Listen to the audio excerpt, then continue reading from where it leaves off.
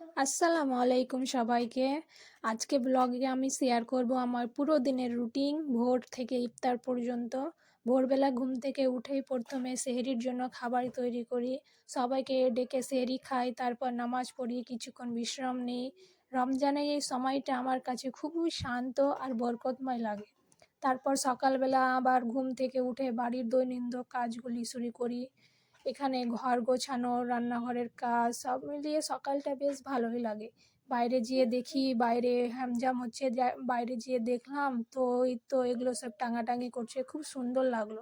আবার এসে ঘরের কাজগুলি শুরু করলাম, ঘর গোছানো, তাড়াতাড়ি ঘর গুছিয়ে নিলাম, পরিষ্কার করে নিলাম।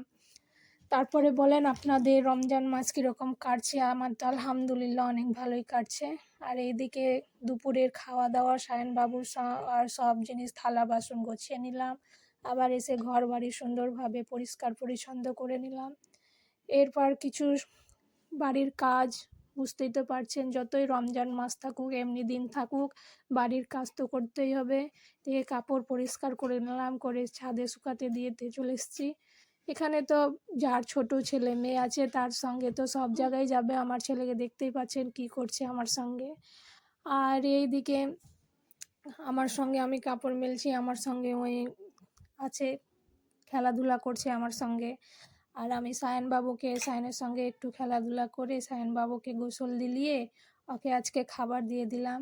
দেখেন আজকের খাবারটা বেশ ভালো না ওর কাছে, তবুও একটু বুঝিয়ে ভালো করে ছেলেকে বললাম, খেতে বসলো। এদিকে দুপুরের এদিকে বিকালের ইফতারির জন্য রান্নাঘরে আবার চলে আসলাম।